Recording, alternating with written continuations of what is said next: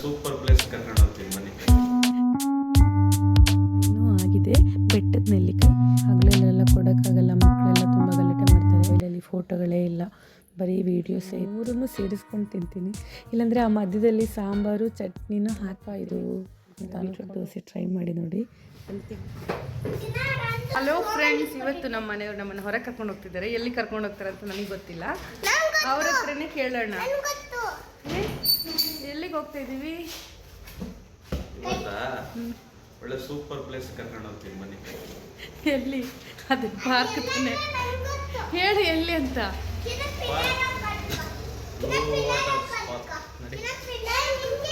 ಎಷ್ಟು ಸಲ ಅಲ್ಲಿ ನಿಮ್ಮನ್ನು ಕರ್ಕೊಂಡು ಹೋಗಿದ್ದೀನಿ, ಇವತ್ತು ಮತ್ತೆ ನಾವು ಅಲ್ಲಿಗೆ ಕರ್ಕೊಂಡು ಹೋಗ್ತಿದ್ದೀವಿ ಬನ್ನಿ.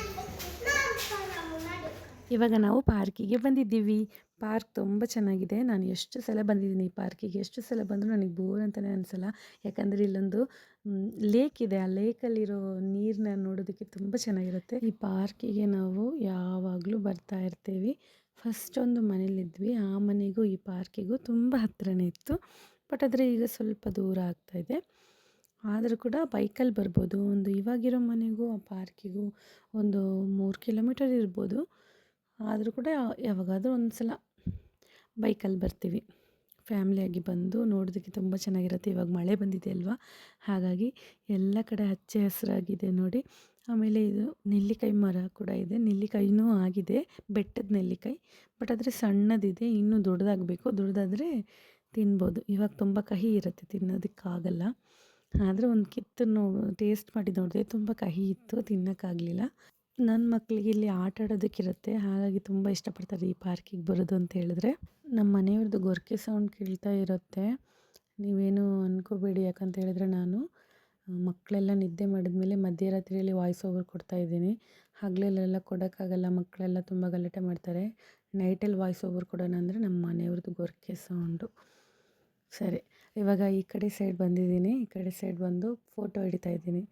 ಯಾಕಂತ ಹೇಳಿದ್ರೆ ಫೋಟೋಸೇ ಇಲ್ಲ ನನ್ನ ಮೊಬೈಲಲ್ಲಿ. ನಂದು ಗೂಗಲ್ ಜಮಿನಿ ಬಂತಲ್ವಾ, ಅದಕ್ಕೊಂದು ಫೋಟೋ ಹಾಕೋಣ ಅಂತೇಳಿ ನೋಡ್ತಾ ಇದ್ದೀನಿ. ಮೊಬೈಲಲ್ಲಿ ಫೋಟೋಗಳೇ ಇಲ್ಲ, ವೀಡಿಯೋಸೇ ಇತ್ತು. ಆವಾಗಲೇ ಅಂದ್ಕೊಂಡೆ ಏನಪ್ಪ ಇದು, ನಾವು ಮದುವೆಗಿಂತ ಮುಂಚೆ ಎಷ್ಟೋ ಫೋಟೋಸ್ ತೆಗಿತಾ ಇದ್ವಿ. ಬಟ್ ಆದರೆ ಇವಾಗ ಮದುವೆ ಆದಮೇಲೆ ಈ ಮಕ್ಕಳು ಗುಂಗಲ್ಲಿ ಫೋಟೋನೇ ತೆಗಿಯಲ್ವಲ್ಲ ಯೂಟ್ಯೂಬ್. ಸೊ ಹಾಗಾಗಿ ಮಕ್ಕಳನ್ನ ಅಲ್ಲಿ ಆಟ ಆಡೋಕ್ಕೆ ಬಿಟ್ಬಿಟ್ಟು ಈ ಕಡೆ ಬಂದುಬಿಟ್ಟು ಸ್ವಲ್ಪ ಫೋಟೋ ತೆಗೆಯೋಣ ಅಂತ ಬರ್ತಾಯಿದ್ದೀನಿ. ಮತ್ತು ನಾನು ರೀಲ್ಸಲ್ಲಿ ನೋಡಿದೆ, ಗೂಗಲ್ ಜಮಿನಿಯಲ್ಲಿ ಫೋಟೋ ಹಾಕಿದ್ರೆ ಅವ್ರು ಏನೇನೋ ಮಾಡ್ತಾರೆ ನಮ್ಮ ಫೋಟೋನು ಅಂಥೇಳಿ. ಅದು ಬೇರೆ, ನಾನು ಒಂದೇ ಒಂದು ಫೋಟೋ ಮಾತ್ರ ಆ ರೀತಿ ಮಾಡಿ, ಲೊಕೇಶನ್ ಎಲ್ಲ ಕೇಳುತ್ತಲ್ವ, ಅದನ್ನೆಲ್ಲ ನಾವು ಎನೇಬಲ್ ಮಾಡಬಾರ್ದು. ಮತ್ತು ಒಂದು ಸಲ ಟ್ರೈ ಮಾಡಿದ್ರೆ ಏನೋ ಆಗೋಲ್ಲ ಅನಿಸುತ್ತೆ. ಯಾಕಂದರೆ ನಮ್ಮ ಫೋಟೋಸ್ ಎಲ್ಲ ಗೂಗಲ್ ಫೋಟೋಸಲ್ಲಿ ಕೂಡ ಇರುತ್ತಲ್ವ, ಅವರು ಆ ಥರ ಮಾಡೋದಾಗಿದ್ದರೆ ಯಾವಾಗಲೂ ಮಾಡ್ತಾಯಿದ್ರಲ್ವ. ನಮ್ಮ ಫಿಂಗರ್ ಪ್ರಿಂಟ್ಸೇ ಗೂಗಲ್ ಹತ್ರ ಇರುತ್ತೆ, ಏನ್ಬೋದು ನನ್ನ ಪ್ರಕಾರ. ಬಟ್ ಏನೋ ನಿಜ ಗೊತ್ತಿಲ್ಲ, ಗೂಗಲ್ ಜಮಿನಿ ಒಳ್ಳೇದಲ್ಲ ಅಂತ ಹೇಳ್ತಾರೆ. ನಾನು ಹಾಕೋದೇ ಇಲ್ಲ, ಬಿಟ್ಬಿಟ್ಟೆ. ಇವಾಗ ನಾವು ಫೋಟೋ ತೆಗಿತಾ ಇದ್ದೀವಿ. ನಮ್ಮ ಮನೆಯವರು ಫೋಟೋ ತೆಗೆದ್ರು, ನನ್ನ ಮಗಳು ಫೋಟೋ ತೆಗೆದ್ಲು. ನಾವು ಮನೆಗೆ ಹೋಗ್ತಾ ಇರಬೇಕಾದ್ರೆ ಹೋಗೋ ದಾರಿಯಲ್ಲಿ ವಿಷ್ಣು ಗ್ರ್ಯಾಂಡ್ ಹೋಟೆಲ್ ಇತ್ತು. ಆ ಹೋಟ್ಲಲ್ಲಿ ಚೆನ್ನಾಗಿರುತ್ತೆ ಮಸಾಲೆ ದೋಸೆ, ಹಾಗಾಗಿ ಹೋಗಿ ಮಸಾಲೆ ದೋಸೆ ತಿನ್ನೋಣ ಅಂತೇಳಿ ಹೋಗಿದ್ದೀವಿ. ನನ್ನ ಮಗಳಿಗೆ ಮತ್ತು ನನ್ನ ಮಗನಿಗೆ ಗೋಬಿ ಮಂಚೂರಿ ಬೇಕು ಅಂತ ಹೇಳಿದ್ರು. ಸೊ ಹಾಗಾಗಿ ಹಾಫ್ ಪ್ಲೇಟು ಗೋಬಿ ಮಂಚೂರಿ, 4 ಮಸಾಲೆ ದೋಸೆ ತೊಗೊಂಡು ತಿಂತಾಯಿದ್ದೀವಿ. ಇಲ್ಲಿ ಗೋಬಿ ಮಂಚೂರಿ ನಿಜವಾಗ್ಲೂ ಚೆನ್ನಾಗಿತ್ತು, ನನಗೆ ಇಷ್ಟ ಆಯಿತು. ಯಾವುದೇ ಕಲರ್ ಇಲ್ಲ, ಟೇಸ್ಟಿಂಗ್ ಪೌಡರ್ ಇಲ್ಲ, ನ್ಯಾಚುರಲಾಗಿ ನಾವು ಮನೇಲಿ ಹೇಗೆ ಮಾಡ್ತೀವೋ ಅದೇ ರೀತಿ ಇತ್ತು. ಹಾಗಾಗಿ ಏನು ನನಗೆ ಇಷ್ಟ ಆಗುತ್ತೆ. ಮತ್ತು ಮಸಾಲೆ ದೋಸೆ ಅಂತೂ ಹೇಳೋದೇ ಬೇಡ, ನಮ್ಮ ಉಡುಪಿಯಲ್ಲಿ ತಿಂದಿದ್ದ ಥರ ನನಗೆ ಫೀಲ್ ಆಯಿತು. ಉಡುಪಿಯಲ್ಲಿ ಸ್ವಲ್ಪ ದೊಡ್ಡದಾಗಿ ಕೊಡ್ತಾರೆ, ಇಲ್ಲಿ ಸ್ವಲ್ಪ ಸಣ್ಣದಾಗಿ ಕೊಟ್ಟಿದ್ರು. ಮಕ್ಕಳಿಗಿಬ್ರಿಗೂ ಮಸಾಲೆ ದೋಸೆ ಇಷ್ಟ, ನನಗೂ ಇಷ್ಟ.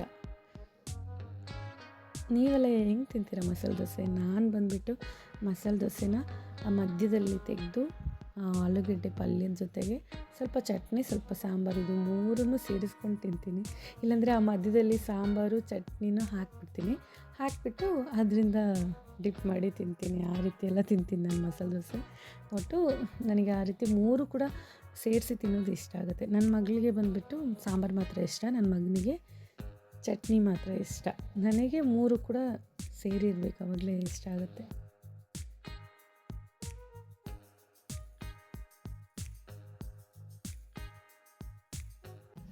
ಇವಾಗ ನಾವು ಮನೆಗೆ ಹೋಗ್ತಾ ಇದ್ದೀವಿ. ಮನೆಗೆ ಹೋಗಿದ್ದು ಕೂಡಲೇ ನಿದ್ದೆ ಮಾಡಬೇಕು ಅಂತ ಅನ್ನಿಸ್ತಾ ಇದೆ. ಬಟ್ ಏನು ಮಾಡೋದು, ನಾನು ದೋಸೆಗೆ ಅಕ್ಕಿ ನೆನೆಸಿಟ್ಟಿದ್ದೆ, ಅದನ್ನು ಹೋಗಿ ಮಿಷಿನ್ಗೆ ಹೋಗಿ ಇದು ರುಬ್ಕೊಂಡು ಬರಬೇಕು. ಮಿಕ್ಸಿಯಲ್ಲಿ ಮಾಡ್ಬೋದು, ಬಟ್ ಆದರೆ ಯಾಕೋ ನಂಗೆ ಸೋಂಬೇರಿ ಆಗ್ತಾಯಿದೆ. ಒಂದು 10 ರೂಪಾಯಿ ಕೊಟ್ಟರೆ ಅಲ್ಲಿ ಮಿಷಿನಲ್ಲಿ ಮಾಡ್ತಾರೆ. ನಾನು ಹೋದಾಗ ಅಂಗಡಿಯಲ್ಲಿ ಫುಲ್ ರಶ್ ಇತ್ತು, ಎಲ್ಲ ಲೈನಾಗಿ ಇಟ್ಟಿದ್ದಾರೆ ನೋಡಿ. ಇದೆಲ್ಲ ಆದಮೇಲೆ ನಿಂದಾಗೋದು, ನೀನು ಒಂದು 10-15 ನಿಮಿಷ ಬಿಟ್ಟು ಬಾ ಅಂತ ಅವ್ರು ಹೇಳಿದ್ರು. ಅಯ್ಯೋ ದೇವರೇ, ಏನಪ್ಪ ಇದು ಅಂತ ಅಂದ್ಕೊಂಡು ನನಗೆ ಕೆಳಗಡೆ ಬಂದಿದ್ದೇ ತುಂಬ ಕಾಲು ನೋವು. ಮತ್ತೆ ಇವಾಗ ಮೇಲ್ಗಡೆ ಹೋಗಿ ಮತ್ತೆ ಕೆಳಗಡೆ ಬಂದು ಮತ್ತೆ ತೊಗೊಂಡೋಗ್ಬೇಕಾ ಅಂತ ಅಂದ್ಕೊಂಡು, ಸರಿ ಏನು ಬೇರೆ ದಾರಿ ಇಲ್ವಲ್ಲ. ಇವಾಗ ನಾನು ರುಬ್ಕೊಂಡು ಬಂದೆ. ಇವಾಗ ನಾನು ಒಂದು ಒಳ್ಳೆ ನಿದ್ದೆ ಮಾಡಬೇಕು. ಮರುದಿನ ಬೆಳಗ್ಗೆ ಎಷ್ಟು ಚೆನ್ನಾಗಿ ಉಬ್ಬಿದೆ ನೋಡಿ ದೋಸೆ ಹಿಟ್ಟು. ಇದರಲ್ಲಿ ಎಷ್ಟು ಬೇಕೋ ಅಷ್ಟು ತಗೊಂಡು ಉಪ್ಪು ಹಾಕ್ಕೊಂಡು ನೀರು ಹಾಕ್ಕೊಂಡು ಮಿಕ್ಸ್ ಮಾಡಿಕೊಂಡು ದೋಸೆ ಹಾಕ್ಕೊಳ್ತಾ ಇದ್ದೀನಿ. ನನ್ನ ಮಗ ರಾತ್ರಿಯೆಲ್ಲ ನಿದ್ದೆನೇ ಮಾಡಿಲ್ಲ. ರಾತ್ರಿಯೆಲ್ಲ ಅಳ್ತಾನೆ ಇದ್ದ, ಅವನಿಗೆ ತುಂಬ ಜ್ವರ ಬಂದಿತ್ತು.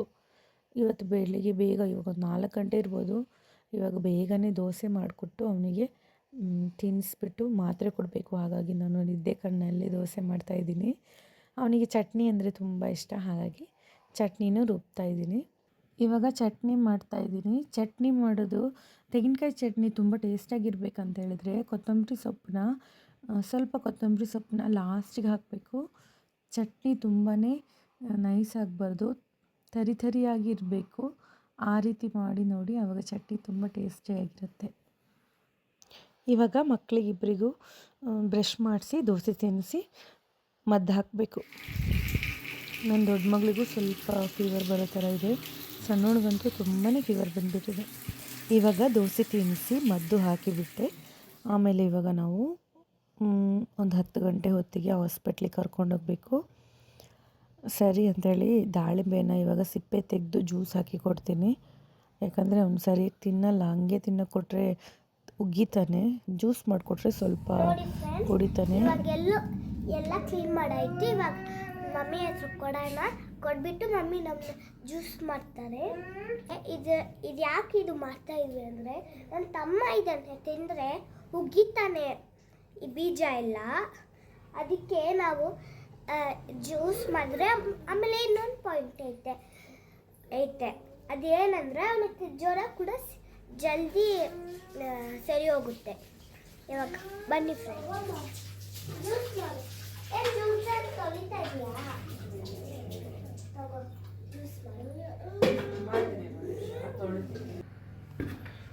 ಹಾಕು. ಹಂಗೆ ಮಿಕ್ಸ್ ಮಾಡೋದಲ್ಲ, ಮಿಕ್ಸಿ ಹಾಕ್ಬೇಕು ಬಿಡು. ಒಂದು ಸುತ್ತ ಹಾಕ್ತೀನಿ. ಇದು ಕೊಡಿ.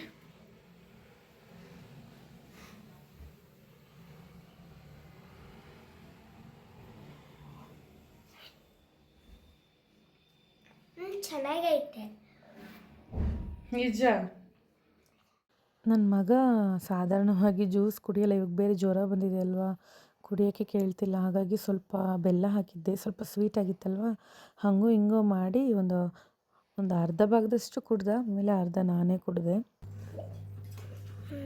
ತೆರೀರು.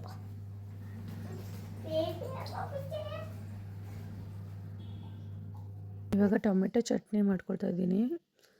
ತೆಂಗಿನಕಾಯಿ ಚಟ್ನಿ ಸ್ವಲ್ಪ ಕಡಿಮೆ ಆಗಿದೆ, ಸಾಕಾಗಲ್ಲ ಅನ್ನಿಸ್ತಾ ಇದೆ. ದೀನನಿಗೂ ಲಂಚ್ ಬಾಕ್ಸಿಗೆ ಕೊಡಬೇಕು, ನಮ್ಮ ಮನೆಯವ್ರಿಗೂ ಕೊಡಬೇಕು, ನಾವೆಲ್ಲರೂ ತಿನ್ನಬೇಕಲ್ವ. ಹಾಗಾಗಿ ಸ್ವಲ್ಪ ಟೊಮೆಟೊ ನೀರುಳ್ಳಿ ಚಟ್ನಿ ಮಾಡ್ಕೊಳ್ತಾ ಇದ್ದೀನಿ.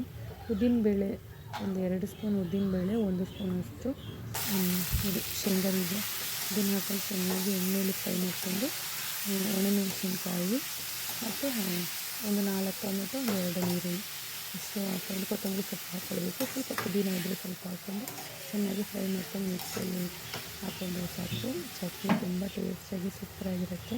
ನಾನಿವಾಗ ಸ್ವಲ್ಪ ಉಪ್ಪು, ಸ್ವಲ್ಪ ಮೆಣಸಿನ ಪುಡಿ ಹಾಕ್ತಾಯಿದ್ದೀನಿ. ಒಣಮೆಣಸಿನ್ಕಾಯಿ ಇದ್ದರೆ ಹಾಕ್ಕೊಳ್ಳಿ, ನನ್ನದು ಖಾಲಿ ಆಯಿತು, ಹಾಗಾಗಿ ಮೆಣಸಿನ ಪುಡಿನೇ ಹಾಕ್ಕೊಳ್ತಾ ಇದ್ದೀನಿ. ಇದನ್ನು ಹಾಕ್ಕೊಂಡು ಇವಾಗ ಹಂಗೆ ಮುಚ್ಚಿಡ್ತೀನಿ. ತುಂಬ ಬಿಸಿ ಇದೆ, ಮಿಕ್ಸಿ ಜಾರ್ಗೆ ಹಾಕಲ್ಲ. ನಾನು ಅಷ್ಟು ಬೇಗ ಹೋಗಿ ಸ್ನಾನ ಮಾಡ್ಕೊಂಡು ಬರ್ತೀನಿ.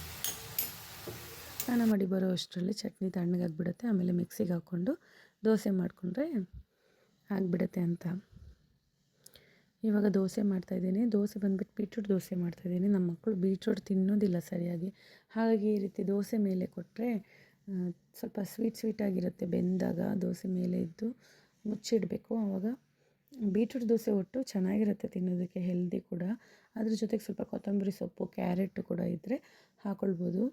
ತುಂಬ ಟೇಸ್ಟಿಯಾಗಿರುತ್ತೆ, ತುಂಬ ಒಳ್ಳೆಯದು. ಬೀಟ್ರೂಟ್ನ ಪಲ್ಯ ಮಾಡಿಯೋ ಅಥವಾ ಸಾಂಬಾರು ಮಾಡಿಯೋ ತಿನ್ನೋದಕ್ಕೆ ಇಷ್ಟ ಇಲ್ಲ ಅನ್ನೋರು ಈ ಥರ ಬೀಟ್ರೂಟ್ ದೋಸೆ ಟ್ರೈ ಮಾಡಿ ನೋಡಿ. ಹೆಲ್ತಿಗೆ ಹೆಲ್ತು ಆಯಿತು, ಟೇಸ್ಟಿಗೆ ಟೇಸ್ಟು ಆಯಿತು. ಮಕ್ಕಳಿಗೆ ಹಾಕ್ಕೊಡೋದ್ರಿಂದ ಸ್ವಲ್ಪ ನಾನು ತುಪ್ಪ ಅಥವಾ ಎಣ್ಣೆ ಹಾಕ್ಕೊಳ್ತೀನಿ. ನನಗಾದರೆ ಎಣ್ಣೆ ತುಪ್ಪ ಏನೂ ಹಾಕಲ್ಲ, ಹಾಗೆ ಮಾಡ್ತೀನಿ. 3 ಕಲ್ಲಲ್ಲೂ ಮಾಡ್ತಾಯಿದ್ದೀನಿ. ಯಾಕಂತ ಹೇಳಿದರೆ ಲಂಚ್ ಬಾಕ್ಸಿಗೆ ಕೊಟ್ಟು ಕಳಿಸ್ಬೇಕಲ್ವ. 3 ಜನನೂ ತಿಂತಾಯಿದ್ದಾರೆ. ಒಬ್ಬರು ಬಿಟ್ಟು ಒಬ್ಬರು ನನಗೆ ಅಂತೇಳಿ ಕಿತ್ತಾಡ್ತಾರೆ. ಸೊ ಹಾಗಾಗಿ ಈ ರೀತಿ ಮಾಡಿದಾಗ 3 ಜನರಿಗೂ ಒಂದೊಂದು ಕೊಡ್ಬೋದಲ್ಲ. ಹಾಗಾಗಿ 3 ಒಲೆಯಲ್ಲೂ ನಾನ್ ಸ್ಟಿಕ್ ಇಟ್ಬಿಟ್ಟಿದ್ದೀನಿ. ದೋಸೆ ಕಾವಲಿ ಇಟ್ಬಿಟ್ಟು 3 ಜನರಿಗೂ ದೋಸೆ ಹಾಕ್ಕೊಡ್ತಾನೆ ಇರೋದು. ನಮ್ಮ ಮನೆಯವರು 3 ದೋಸೆ ತಿಂತಾರೆ, ನಮ್ಮ ಮಕ್ಕಳಿಬ್ಬರು 2 ದೋಸೆ ತಿಂತಾರೆ, ನಾನು 2 ದೋಸೆ ತಿಂತೀನಿ ಅಷ್ಟೇ. ಮತ್ತು ಅವ್ರಿಗೆ ಲಂಚ್ ಬಾಕ್ಸಿಗೆ ಕೊಡಬೇಕು ನನ್ನ ಮಗಳಿಗೆ. ನನ್ನ ಹಸ್ಬೆಂಡಿಗೂ ಲಂಚ್ ಬಾಕ್ಸಿಗೆ ಇವತ್ತು ದೋಸೆನೇ ಕೊಡಬೇಕು. ಅವರು ದೋಸೆ ಇದ್ದರೂ ತಿಂತಾರೆ, ಏನು ಕೊಟ್ಟರು ತಿಂತಾರೆ ಪಾಪ. ಏನೋ ಅದೇ ಬೇಕು ಇದೇ ಬೇಕು ಅಂತ ಕೇಳಲ್ಲ ನಮ್ಮ ಮನೆಯವರು. ಒಂದೊಂದು ಸಲ ಅವರಿಗೆ ಮುದ್ದೆ ಮಾಡಿಕೊಡ್ತೀನಿ, ಒಂದು ಸಲ ದೋಸೆ ಮಾಡಿಕೊಡ್ತೀನಿ, ಒಂದು ಸಲ ಇಡ್ಲಿ ಈ ರೀತಿ ಮಾಡಿಕೊಡ್ತೀನಿ.